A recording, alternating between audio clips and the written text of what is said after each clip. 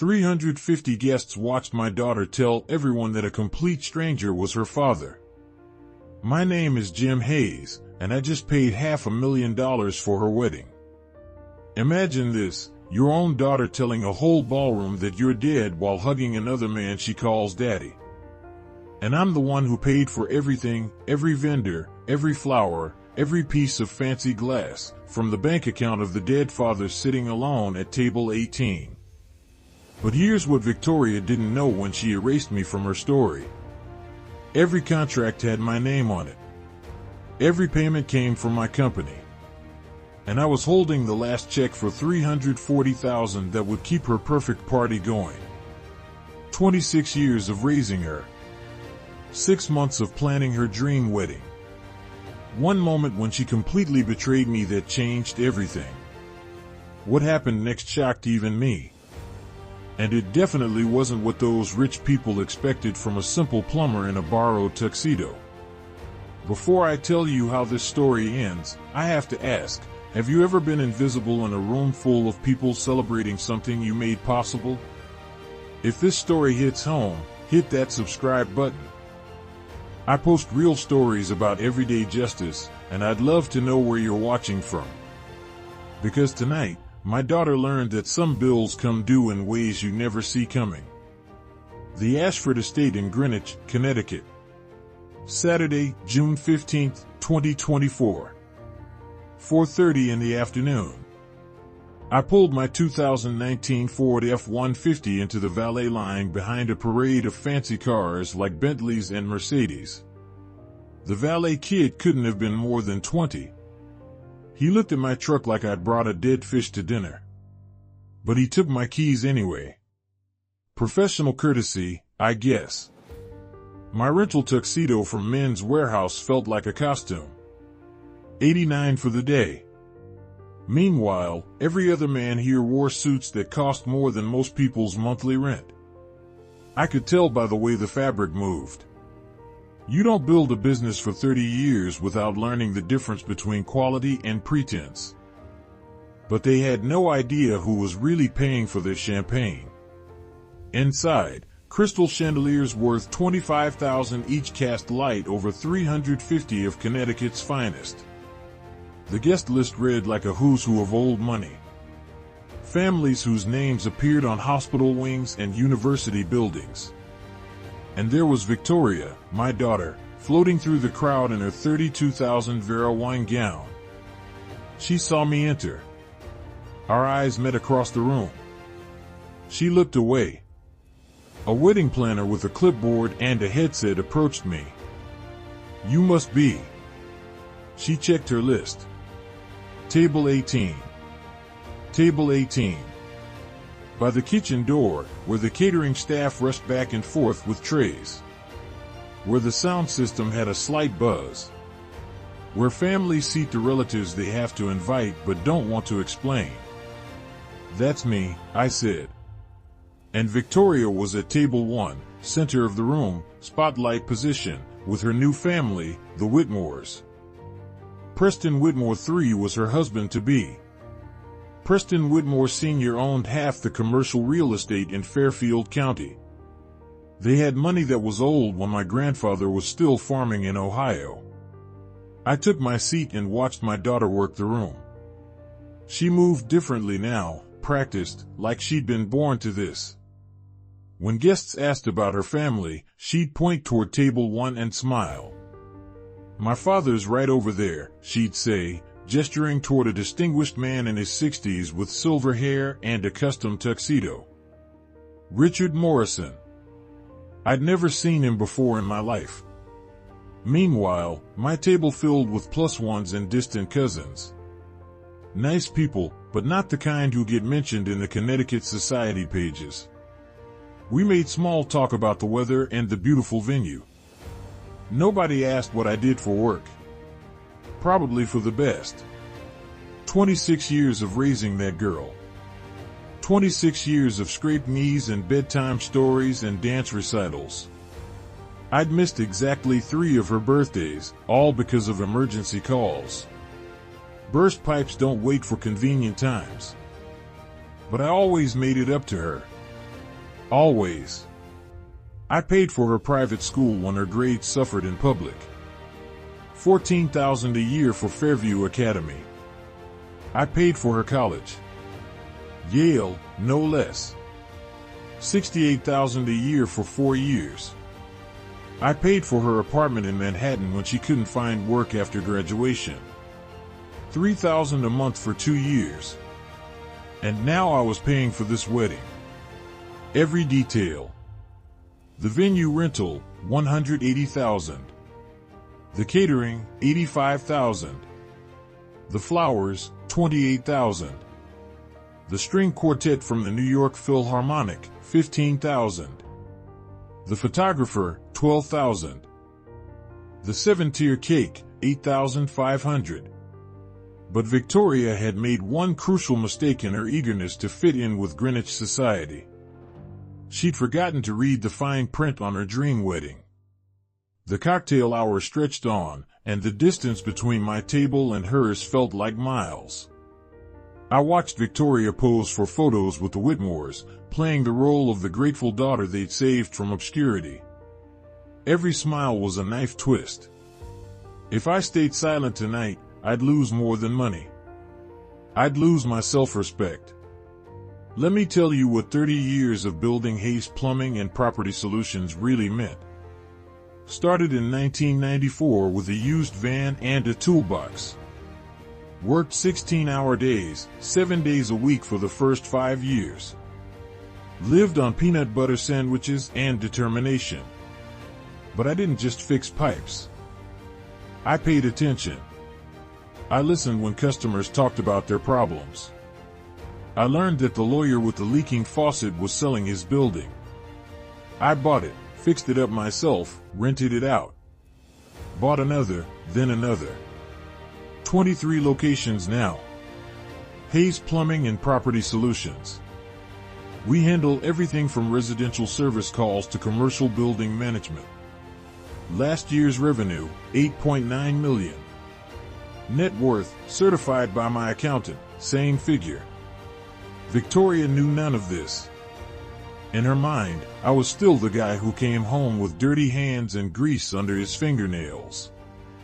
The guy who embarrassed her at parent-teacher conferences because I wore work clothes. The guy who wasn't sophisticated enough for her Yale friends. She had no idea that her simple plumber dad owned more property than half the people in this room. But staying quiet meant accepting that she was ashamed of everything I'd worked for. It meant watching her build a marriage on lies. It meant teaching her that family loyalty was negotiable based on social status. The consequences would ripple through our family for generations. I reached into my jacket pocket and felt the folded papers I'd brought. Bank statements showing the $500,000 transfer to cover wedding expenses. Contracts with my signature as the sole financial guarantor. Email threads with wedding planner Melissa Chen. 23 messages over 4 months, all addressed to Mr. Hayes and copied to Victoria. She'd been copied on every email. She knew exactly who was paying for this fairy tale. The guest list included a reporter from Greenwich Social Register, here to cover the wedding of the season. Whatever happened tonight would be documented, photographed, possibly live-streamed to their social media followers. The Whitmores loved publicity, as long as it was the right kind. My attorney, Richard Polson, sat 3 tables away. We'd worked together for 15 years. He'd flown up from Florida just for tonight, carrying a briefcase with documents that could change everything. I'd asked him to be here just in case. He thought I was being paranoid. "Jim," he'd said over the phone, "she's your daughter. She loves you. This is just wedding stress." But Richard had never had to sit at table 18 while his daughter introduced strangers as family. Catherine Brooks, the venue manager, kept glancing my way. She knew who really signed the checks. When vendors had problems, they called me, not the Whitmores. I was the client. I held the contracts. I had the authority to make decisions. The Whitmores thought their reputation and social connections made them untouchable. They'd never dealt with someone who built their power from the ground up, one satisfied customer at a time. They understood inherited wealth, not earned respect. If I challenged Victoria tonight, I'd be forcing her to choose between her new family and her real one. Between the lie she'd constructed and the truth she was running from. Between the sophisticated life she wanted and the working-class values that built it. But if I didn't challenge her, I'd be teaching her that love without respect was enough. That she could take everything I'd given her and give nothing back. That being ashamed of your family was acceptable as long as you did it politely. The cost wouldn't just be financial. It would be spiritual. I'd raised a daughter who thought character was something you could buy and sell. Who believed that loving someone meant never having to say you're grateful. My phone buzzed. A text from Victoria: "Daddy, please don't mention the plumbing business tonight. This is important to me." 30 years of sacrifice reduced to an embarrassment to be managed. I looked around the room at the crystal and the gold and the flowers that cost more than most people's annual salary.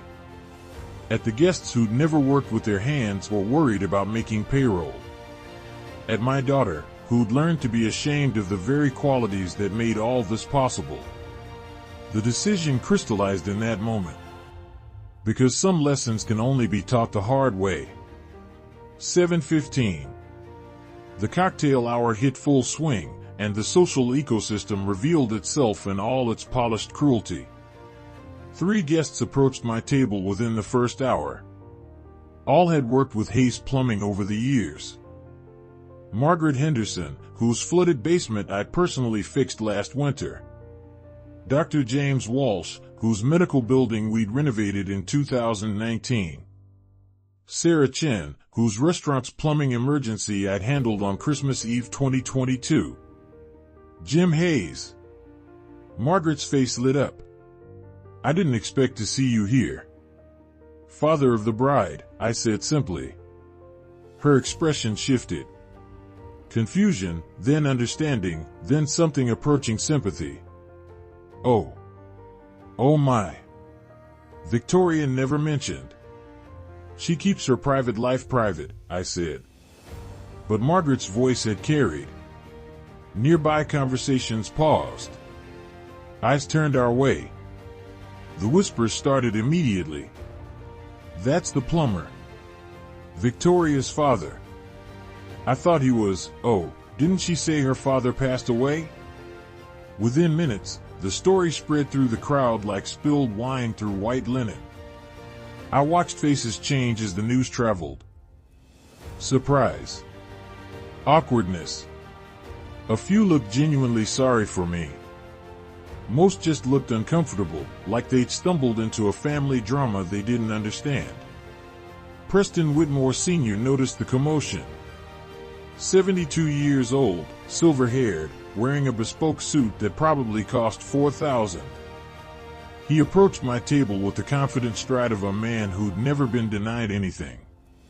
"You must be Jim," he said, extending a manicured hand. "Preston Whitmore. Victoria has told us so much about you." Polite lie. Victoria had told them nothing. "Have we met before?" he continued. "You look familiar." "I fixed your kitchen pipes last March," I said. "Emergency call. Sunday morning. You were hosting a charity brunch." His smile flickered just for a second, then returned, more forced this time. "Ah, yes. Well, you do excellent work." "Thank you." Victoria is fortunate to have such a practical father. Practical. Not successful. Not accomplished.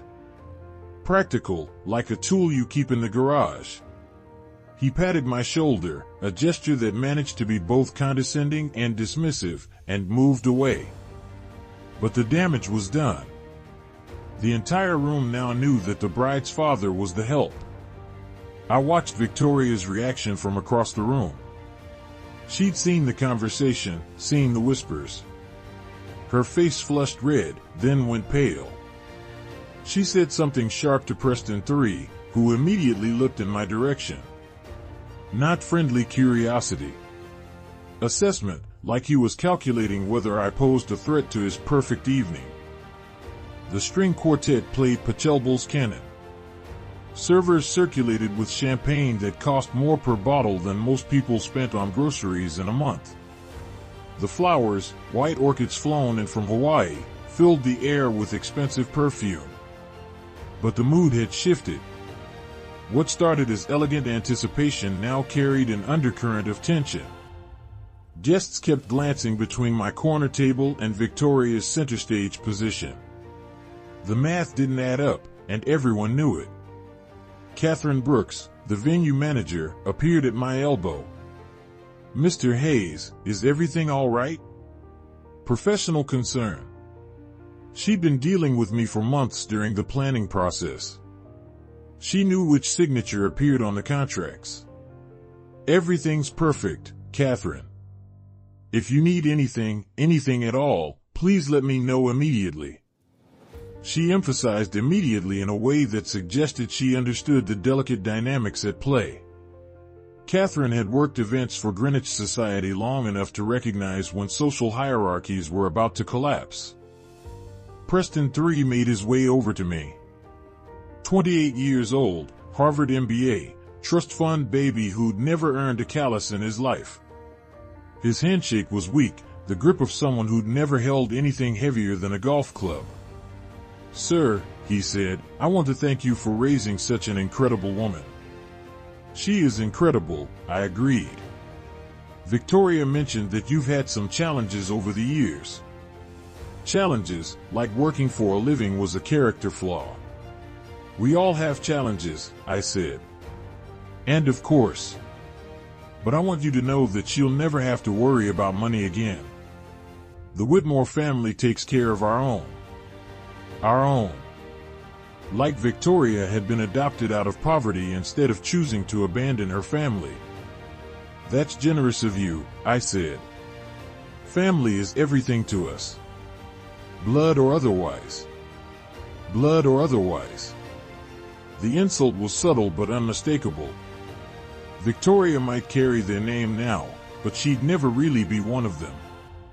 She'd always be the girl they rescued from working-class obscurity.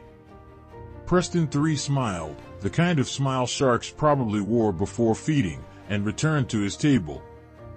But I noticed something he'd missed in his eagerness to establish dominance. The attorney I'd hired was already walking toward the stage. Victoria caught my eye across the room. For just a moment, our gazes locked. I saw fear there. Not the usual social anxiety that plagued her in high-pressure situations. Real fear. The kind that comes when you realize your carefully constructed world might be about to crumble. She'd built this new life on lies and borrowed sophistication. She'd traded her family's love for social acceptance. She'd chosen status over substance. But she'd forgotten the most important rule of any transaction: always know who holds the real power. And tonight, she was about to learn that power isn't inherited. It's earned. My phone buzzed again. This time it wasn't Victoria. Final payment confirmation required by 9 p.m. Catherine Brooks, venue manager. I glanced at my watch. 7:45. The ceremony would start in 15 minutes. Victoria's perfect timeline, executed with military precision. But timelines can change quickly when you're the one holding the checkbook. Richard Polson caught my eye from across the room and tapped his briefcase. Inside that leather case sat documents that could unravel this entire evening in minutes. Contracts. Bank statements. Emails. The paper trail that proved exactly who was making this fairy tale possible. Richard had initially questioned my decision to bring legal documentation to my daughter's wedding. "It seems excessive, Jim." "It's insurance," I told him. Now I was beginning to think I might need that insurance after all. Catherine Brooks approached my table again. This time she wasn't alone. Two of her assistant managers flanked her. Young professionals in dark suits with earpieces and clipboards. "Mr. Hayes," Catherine said quietly. "Could we speak privately for a moment?" We stepped to the side of the room, away from the crowd. "Sir, we've had some inquiries about the final payment schedule." "What kind of inquiries?" "The catering team needs confirmation on the outstanding balance. $340,000, the contract specified payment before service begins." I pulled out my phone and opened my banking app. The Hayes Property Solutions business account showed a balance that would make most people dizzy.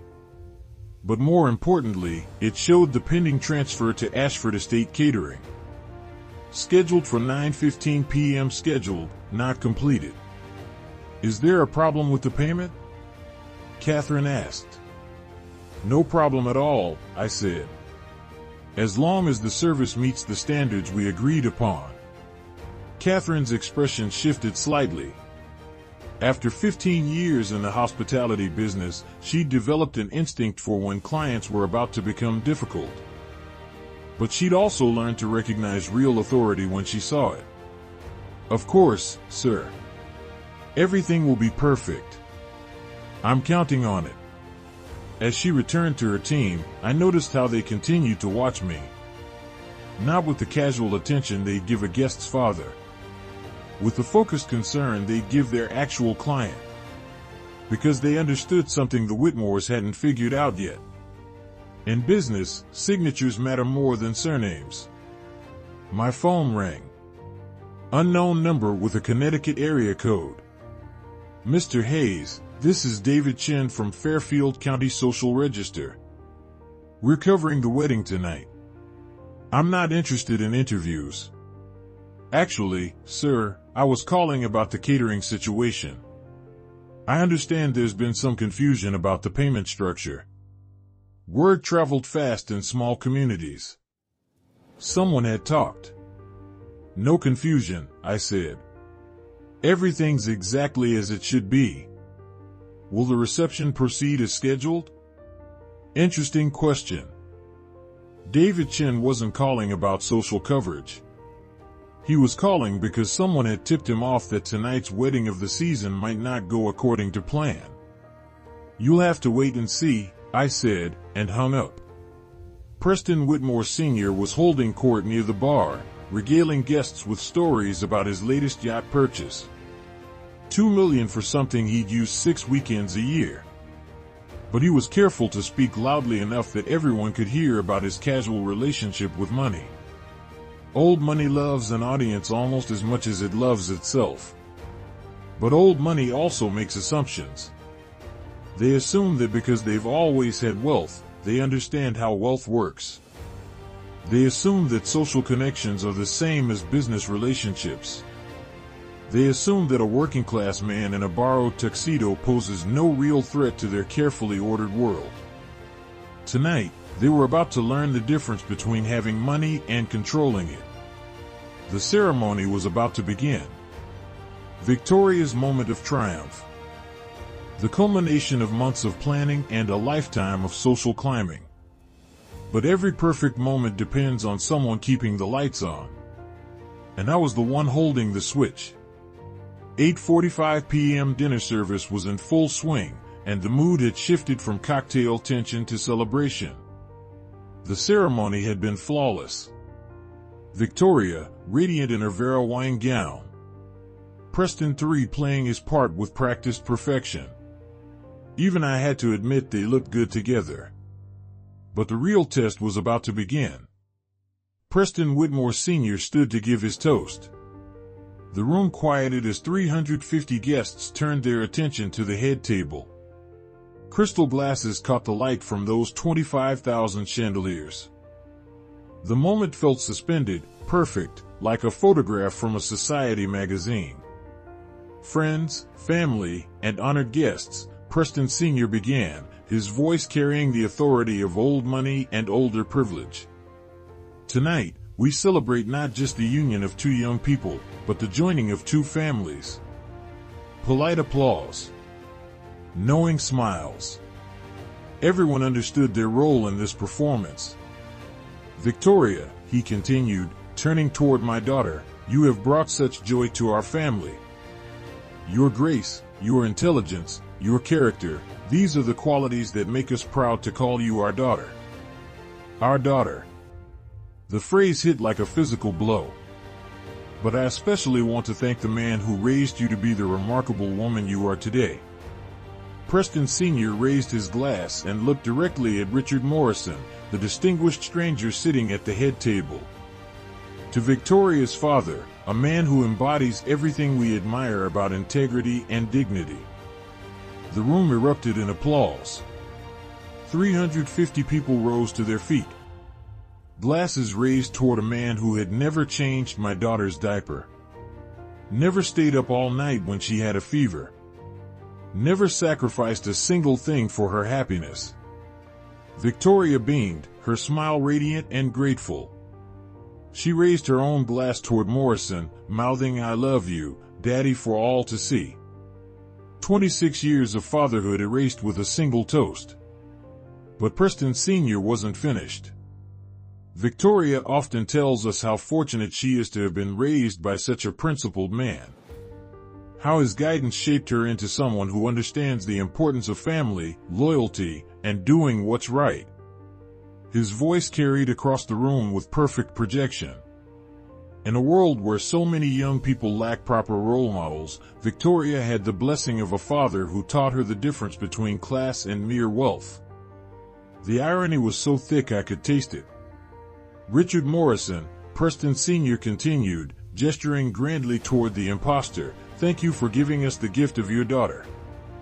Tonight, we officially welcome her into the Whitmore family, knowing that the values you instilled in her will guide her for the rest of her life. The applause was thunderous. I watched as guest after guest turned toward Morrison, nodding approval. Some wiping away tears at the touching tribute to fatherly love. No one looked at me. I sat at table 18, invisible in my borrowed tuxedo, watching my daughter accept praise for values I had taught her while crediting a man she'd probably met 6 months ago. But then something interesting happened. Margaret Henderson, who'd spoken to me earlier, stood frozen with her glass halfway to her lips. Dr. Walsh looked confused, glancing between Morrison and my corner table. Sarah Chin had stopped applauding entirely and was staring directly at me with an expression of growing outrage. They remembered our conversation. They knew who the real father was. And they weren't the only ones. Catherine Brooks stood near the kitchen entrance, her professional smile strained. She held her phone in one hand, probably checking on the final payment that still hadn't been processed. Her assistant managers flanked her, all three watching my table with barely concealed anxiety. The catering staff had paused their service to listen to the toast, but I noticed how their supervisor kept glancing at his watch. 9 p.m. final payment deadline. They'd been told that service might be interrupted if certain conditions weren't met. Preston Sr. concluded his toast with a flourish. To Victoria and Preston, may their marriage be as blessed as the family that raised her. The room exploded in celebration. Guests surged toward Morrison to offer congratulations. Victoria hugged him tightly, tears streaming down her face. Whether from joy or relief, I couldn't tell. But I noticed something else. David Chen from the Fairfield County Social Register stood near the exit with a photographer, both watching the scene with the intense focus of journalists who sensed a bigger story developing. Chen's phone was already out, recording everything. Richard Polson had positioned himself near the stage, briefcase in hand. When our eyes met across the room, he nodded once. Ready. My phone buzzed with a text from Catherine Brooks, Sir, we need to speak immediately. Payment issues. I stood up from table 18. The room was still celebrating, glasses raised, people laughing and congratulating each other on witnessing such a touching family moment. But a few guests noticed my movement. Margaret Henderson watched me with growing understanding. Dr. Walsh had gone pale, realizing what was about to happen. I walked slowly toward the stage where Preston Sr. still stood, basking in applause. Each step felt deliberate, final. The point of no return. Victoria saw me coming. Our eyes met across the crowded room, and in that instant, I saw her recognize something in my expression that she'd never seen before. Not disappointment. Not hurt. Resolution. Preston 3 stepped protectively closer to his new wife. Preston Sr. continued accepting congratulations, oblivious to the shift in energy around him. But Catherine Brooks was already moving, her team spreading out around the room's perimeter. The catering staff had quietly stopped serving. David Chen raised his camera. Because sometimes the truth has to be spoken loudly enough that everyone can hear it. Even the people who don't want to listen. I reached the edge of the stage area. Preston Sr. finally noticed my approach, his celebration smile faltering slightly. He probably thought I was coming to thank him for his gracious words about Morrison. He had no idea I was coming to introduce myself. I reached for the microphone. "Excuse me," I said. The room didn't quiet immediately. Conversations continued. Guests still caught up in the emotional high of Preston Sr.'s toast. But those closest to the stage began to notice something unusual, a man in an ill-fitting tuxedo approaching the microphone that had just been used to honor someone else entirely. Preston Sr.'s expression shifted from confusion to alarm. "Sir, I'm not sure this is. My name is Jim Hayes," I said, my voice carrying across the room through the sound system. "And I'm Victoria's father." The effect was immediate. Conversation stopped mid-sentence. Glasses paused halfway to lips. 350 people turned to stare at the man who'd just disrupted the perfect evening. Victoria went white. Preston 3 stepped forward, probably planning to have me escorted out. But I held up my hand. "For the past 30 minutes, you've been celebrating the wonderful father who raised my daughter." I gestured toward Richard Morrison, who looked like he wanted to disappear into his chair. That man has never met Victoria before tonight. Gasps rippled through the crowd. I heard someone say, "Oh my God," from the back of the room. "Preston," I continued, looking directly at Whitmore Sr., "I appreciate your kind words about integrity and values. But you directed them at the wrong person." Richard Polson appeared at my side, briefcase open. He handed me a folder of documents. Bank statements. Contracts. Email printouts. Evidence. "This is the contract for tonight's venue," I said, holding up the papers. "Signed by James Hayes." "That's me." "This is the catering agreement for $85,000. Also signed by James Hayes." "The florist contract for $28,000. The musician contract for $15,000. Every single vendor agreement for this evening." I could see faces in the crowd shifting from confusion to understanding. Margaret Henderson was nodding grimly. Dr. Walsh looked sick. "The total cost of this wedding is $500,000. Every penny paid by Hayes Property Solutions. That's my company." Victoria found her voice. "Daddy, please don't what?" I asked, my tone still calm but carrying more edge now. "Don't tell the truth? Don't embarrass you? Don't exist?" Preston Sr. stepped forward. "Now see here, you can't just, I can't what? Pay for my daughter's wedding?" Because that's exactly what I did. I held up my phone, showing the banking app.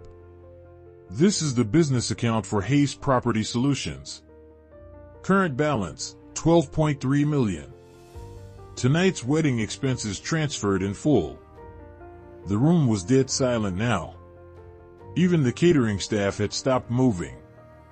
Hayes Property Solutions, I continued, is a company I built over 30 years. We started with residential plumbing and grew into commercial property management. 23 locations.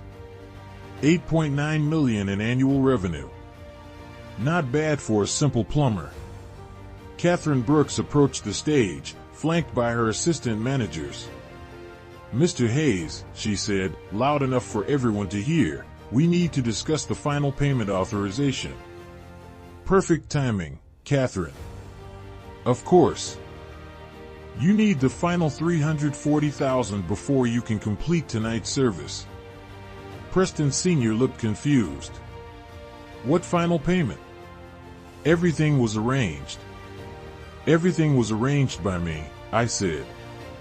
Through my attorney, my accountant, and my business manager. The Whitmore family has no financial involvement in tonight's celebration. I turned back to the crowd, many of whom were now pulling out their phones to record what was clearly becoming the most dramatic moment in Greenwich social history. For 6 months, Victoria asked me not to mention my work at wedding events. She was embarrassed that her father was just a plumber. She wanted to fit in with her new family's social circle. I understood that. I wanted her to be happy. Victoria's tears were flowing freely now. But not tears of joy. But tonight, she went one step further. She told you all that her father was dead. She introduced a complete stranger as the man who raised her. She erased 26 years of our relationship to maintain her social status. The crowd was restless now. Whispered conversations. Shocked expressions. Phones recording everything. Preston, I said, addressing Whitmore Sr. directly, you spoke beautifully about family loyalty and doing what's right. You praised the values that shaped Victoria into the woman she is today. But you gave credit to the wrong man. I held up a printed email thread. These are communications between Victoria and wedding planner Melissa Chen. 23 emails over 4 months. Victoria was copied on every message. She knew exactly who was funding her dream wedding.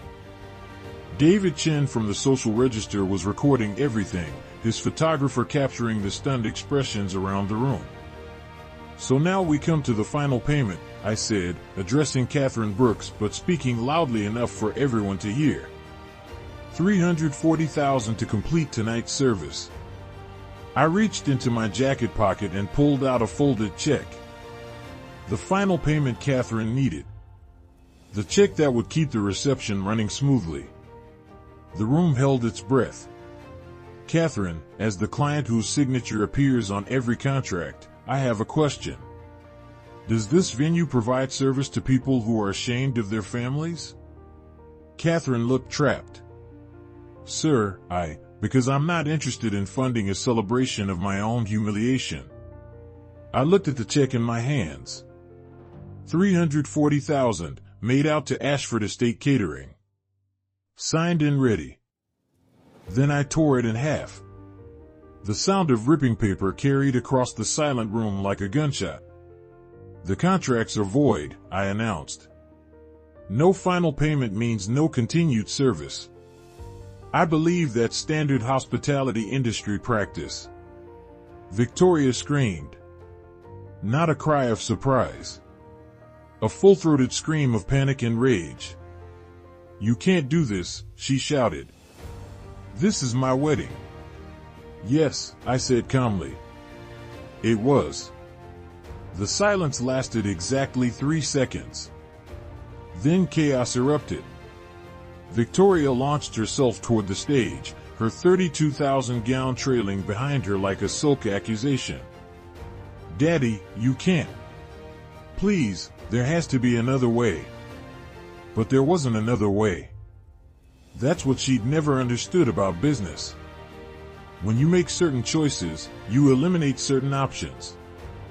When you burn bridges, you can't walk back across them. Preston 3 grabbed my arm. You're insane. You can't destroy my wife's wedding over some petty grudge. It's not a grudge, I said, shaking off his grip. It's a lesson in consequences. Catherine Brooks was already on her radio, speaking rapid-fire instructions to her team. Attention all stations. Service suspension in effect immediately.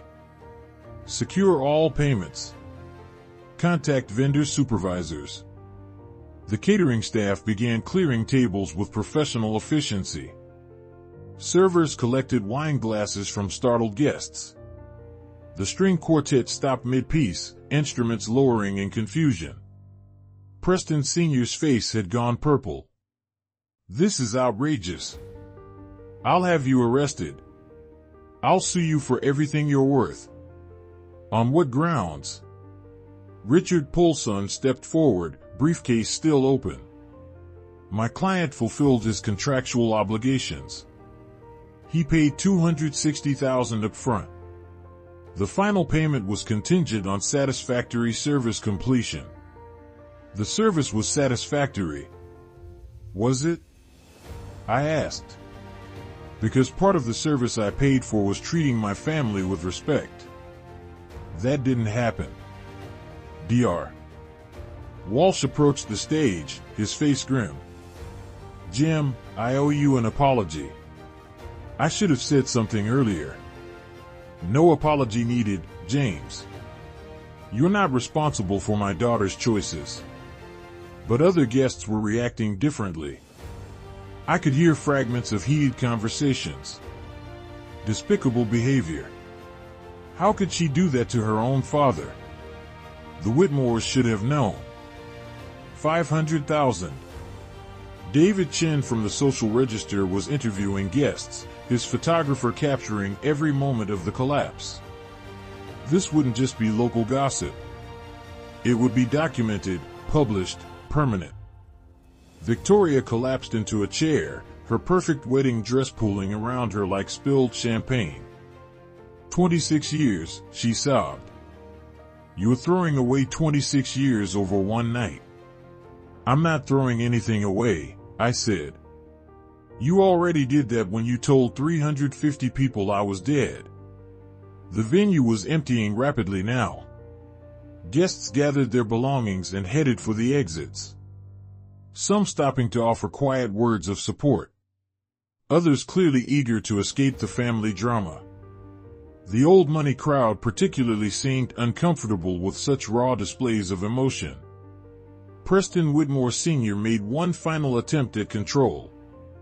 Hayes, let's be reasonable. Name your price. Whatever you want. Money, property, business connections. We can work this out. You think this is about money? Everything's about money. That's where you're wrong. I folded the torn check pieces and put them in my pocket. This is about something you can't buy. Respect. Catherine Brooks approached me one last time. Mr. Hayes, for the record, your account shows the venue rental and initial catering payments were processed successfully. The incomplete final payment voids the extended service agreement, but the facility usage through 10 p.m. remains valid. Professional to the end. Catherine understood contracts. Thank you, Catherine. You and your staff have been excellent. The photographer finished packing his equipment. The string quartet loaded their instruments. Within 30 minutes, the wedding reception had transformed from elegant celebration to empty ballroom. Victoria sat alone at table 1. Her husband and new in-laws huddled in urgent conversation near the exit.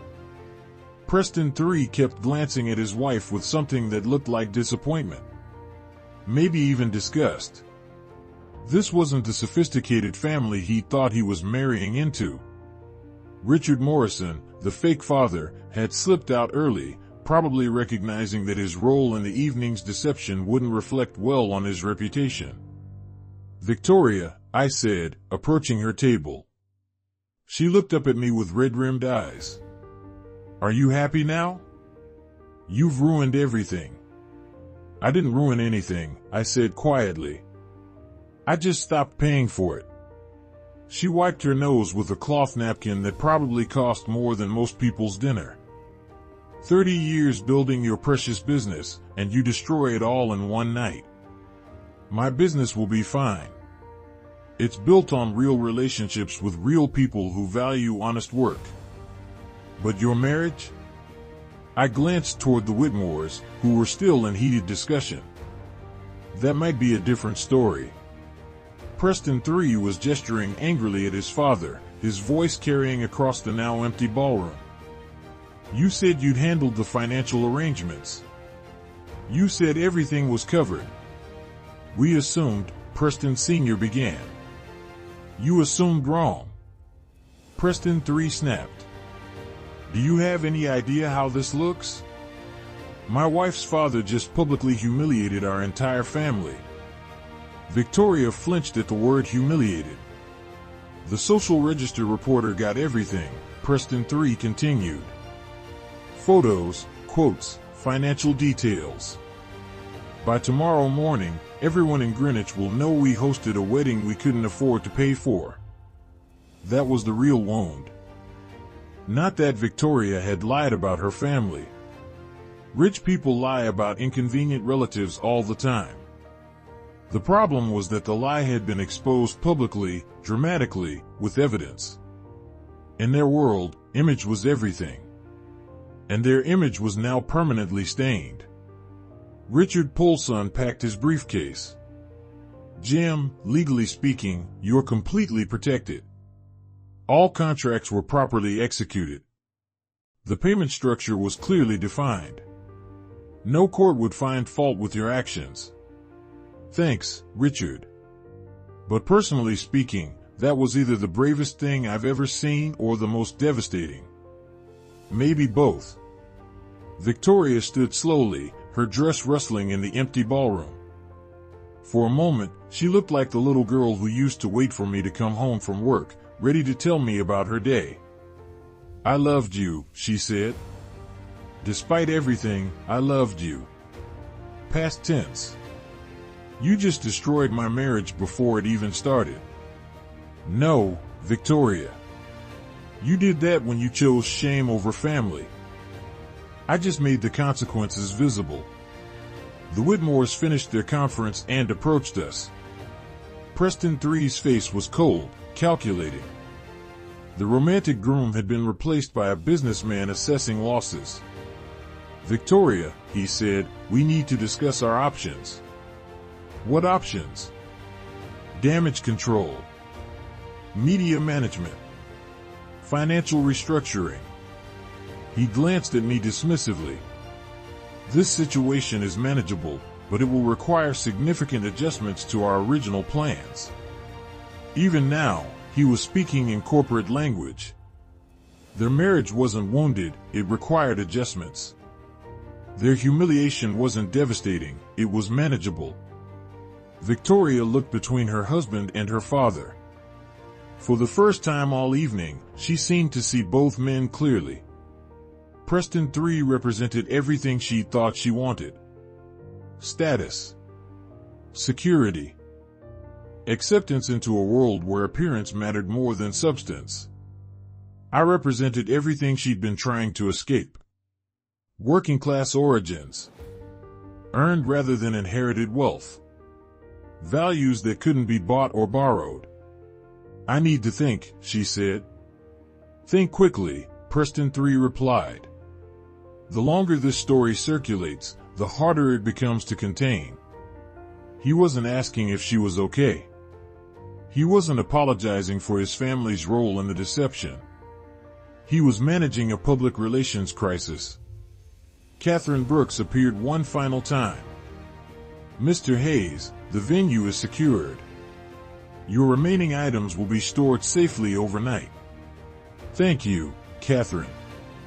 For what it's worth, she said quietly, in 20 years of managing events, I've never seen someone handle dignity under pressure quite like you did tonight. As we prepared to leave, Victoria called out one last time. Daddy, will you ever forgive me? I stopped at the ballroom entrance and looked back at my daughter, standing alone in her wedding dress amid the empty tables and cold chandeliers. Victoria, forgiveness isn't something you ask for once and receive forever. It's something you earn every day through your choices. What does that mean? It means the next move is yours. The story broke in the Fairfield County Social Register Sunday morning.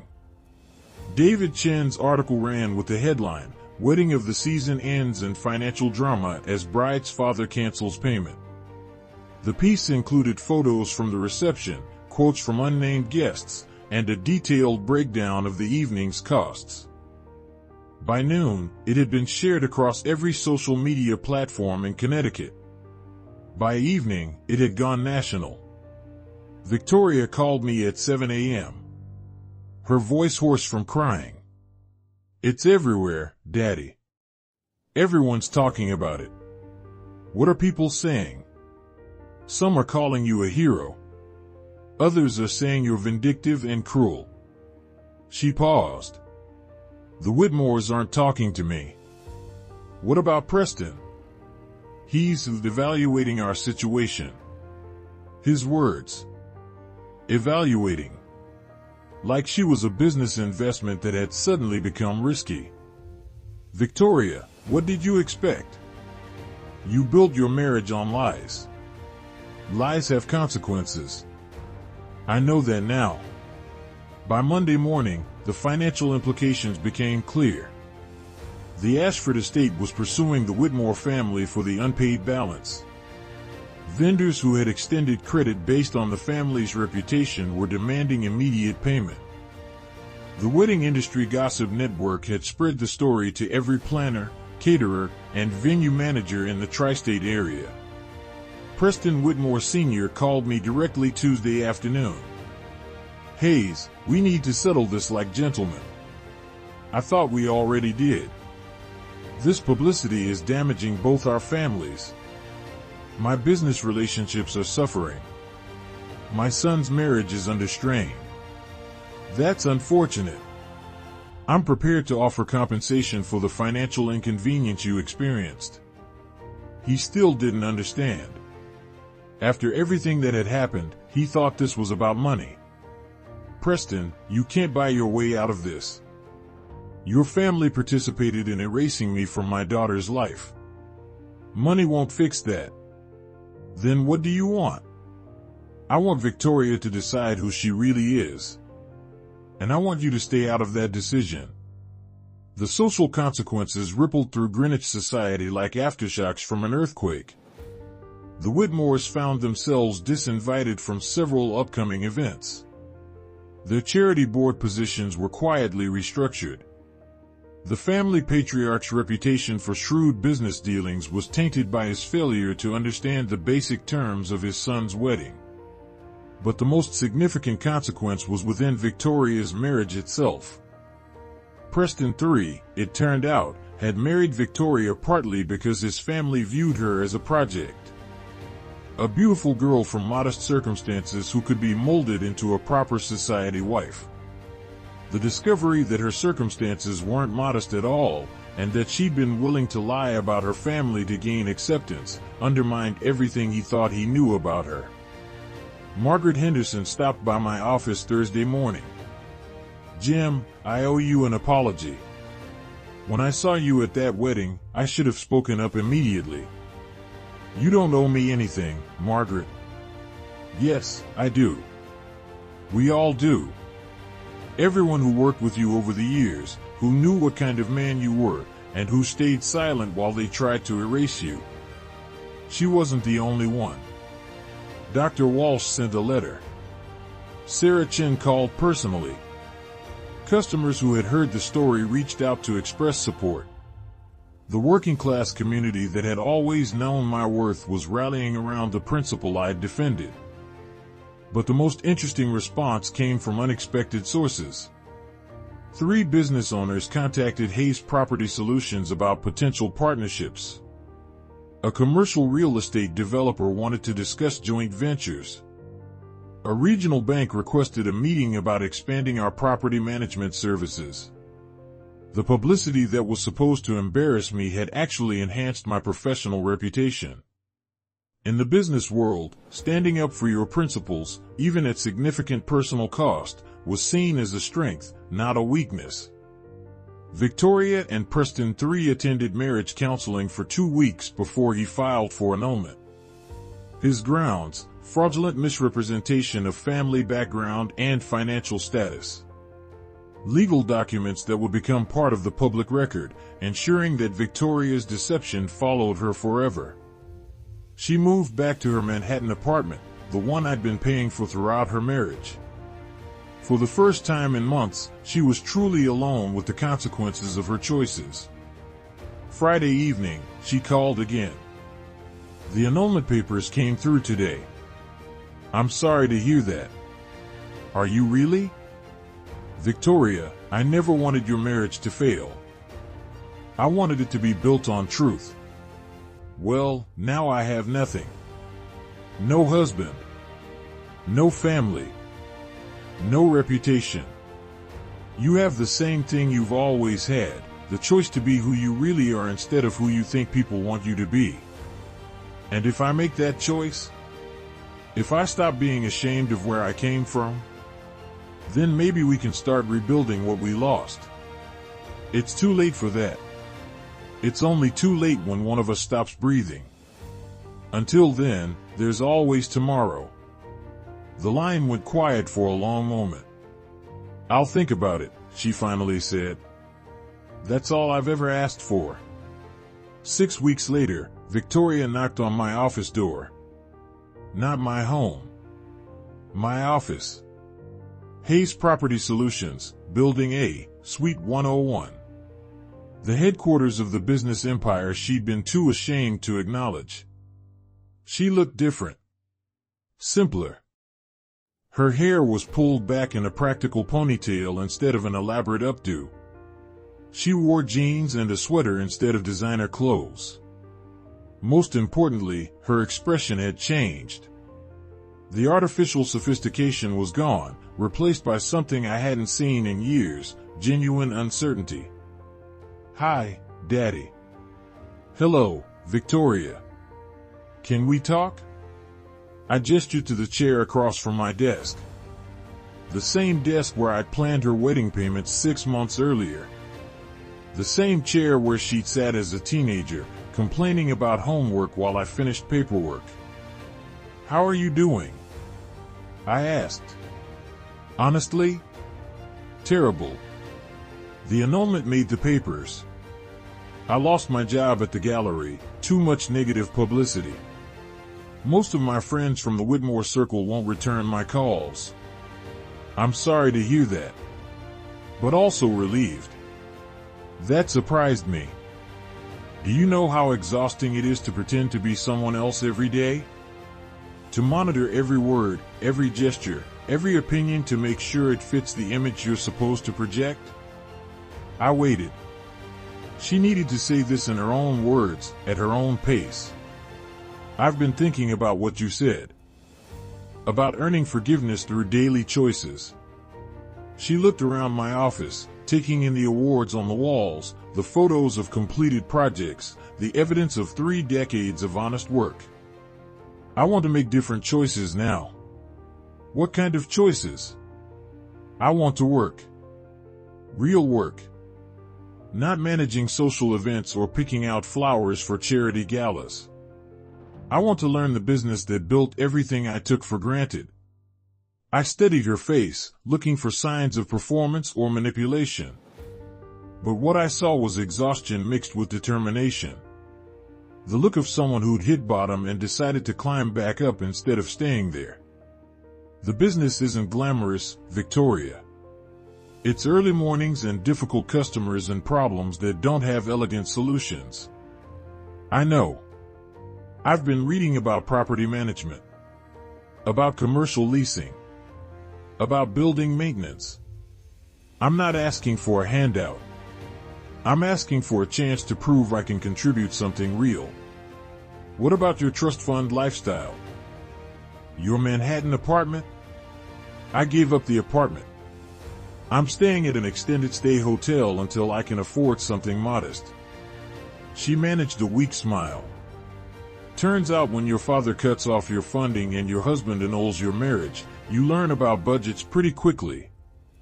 For the first time in months, I felt something I thought was permanently lost: pride in my daughter. "There's a junior position open in our residential services division. Customer service. Some basic project coordination. It pays $38,000 a year. That's more than I've ever earned in my life. It's also more than most people your age earn without experience. But you'd be starting at the bottom. Reporting to managers who are younger than you. Dealing with customers who might recognize you from the newspaper coverage. I understand. Do you? Because this isn't about redemption or making up for past mistakes. This is about whether you genuinely want to build something worthwhile or whether you're just looking for another form of security." Victoria was quiet for a long moment, considering the question seriously. 6 months ago, I would have said I wanted security. But security based on pretense isn't really security at all. It's just delayed disappointment. She met my eyes directly. "I want to build something real. Even if it's small. Even if it takes years. The job starts Monday. 8 a.m. dress code is business casual. Not country club casual. I'll be there." As she stood to leave, Victoria paused at the door. "Daddy?" "Yes?" "Thank you. Not just for the job. For teaching me that self-respect isn't something you can inherit or marry into. It's something you have to earn. Now you're starting to understand what I've been trying to tell you your whole life." She smiled, the first genuine smile I'd seen from her since she was 16, and walked out to begin the hardest work she'd ever done, becoming someone she could be proud of. If you've stayed with me this long, I'd love to know, where are you watching from? And have you ever had to choose between fitting in and staying true to your family? Leave a comment below. And remember, real class isn't about your zip code or your bank account. It's about keeping your word and honoring the people who helped you become who you are.